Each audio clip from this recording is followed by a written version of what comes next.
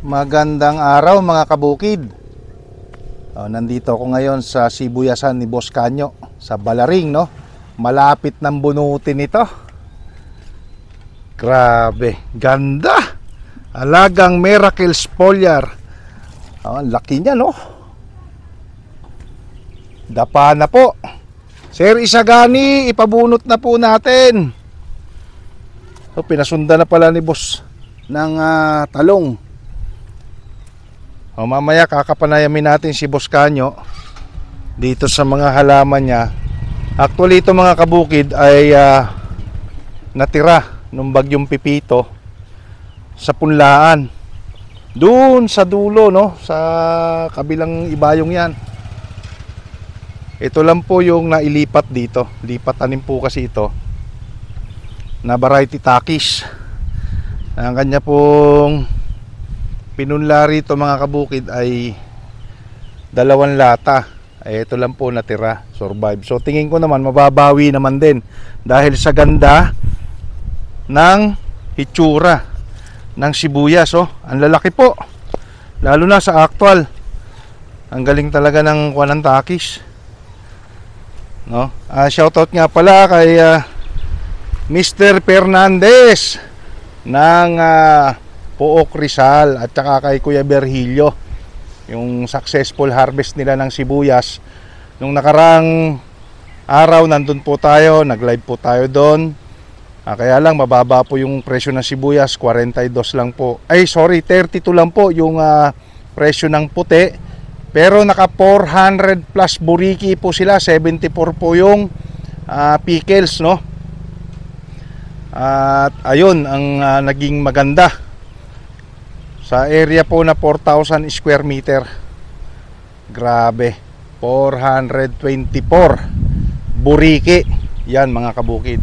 So ngayon nandito tayo sa Balaring dahil binibisita ko po talaga yung mga gumagamit ng ating produktong Miracle Foliar at iba pang mga gamot, ano? Lalo na po yung siyempre yung ating flagship na Miracle Foliar at yung ating CHC Agritech product na ginamitan din po ito ng activator at farmer's friend. Wow, nung nakaraan last visit ko po rito mga kabukid ay February 28, katapusan po ng buwan, ano? So ito hindi pa ganito kalalaki. Kung napanood nyo po yung video ko ay hindi pa ganyang kalalaki mga kabukid at tinutundusan pa po.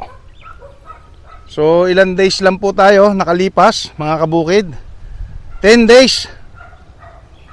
So sabihin na natin 12 days kasi 28 lang yung February.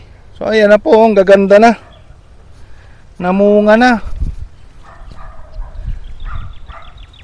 So mantala nung nilalagyan pa ito ng ng kawayan. Ngayon may bunga na, may mga litig na. Ang dami ng bunga, nakakatuwa. Alagang foliar din po yan. So hahabol na po ito sa presyong maganda. Kasi ang presyo po ng sibuyas ngayon 7 na lang. Ano yun farm gate po yun mga kabukid. Ngayon mukhang aabot sa presyong maganda po itong kamatis ni Boss Kanyo rito. Yan, walang humpay po ang paggamit niya ng ating produkto na foliar, ano? So sa kamatis meron po talagang tinatamaan ng ganito, no? Hindi talaga maiwasan. Lahat po ng nagkakamatis nagkakaroon po ng ganyan. Punggos po kasi yan So may mahina pong buto or punla. Paglaki po ng gantong stage, lumalabas po yung problema. Pero hindi naman lahat, minimal lang. Gaya po ng kabilang yun, no? Nadali rin po. So lahat po nagkakamatis, hindi po maiaalis yan. Pero kita nyo naman ang healthy, no? So shoutout nga pala dun sa ating bagong kliyente sa Muñoz. Matanda na po yung kamatis niya. Kung napanood nyo po sa aking video, matanda na yung kamatis niya, pero hitik pa rin sa bunga. Kaya lang nakakalungkot dahil inaabot po siya ng murang presyo. Pero ganun pa man, inilalaban po ng ating kliyente. Shoutout sa iyo Sir Jeffrey, no? Salamat sa tiwala mo sa paggamit ng ating foliar. Ayan, oh, ang dami po, no? Tapos may mga bulaklak pa po doon sa loob, hindi po klaro sa ating video. Okay, kinis na po ng bunga. Dami ng bunga na ipinakikita itong halaman ni Boss Kanyo. Even yung mais na yan, kalalaki, oh. O, lapitan po natin yung mais, mga kabukid.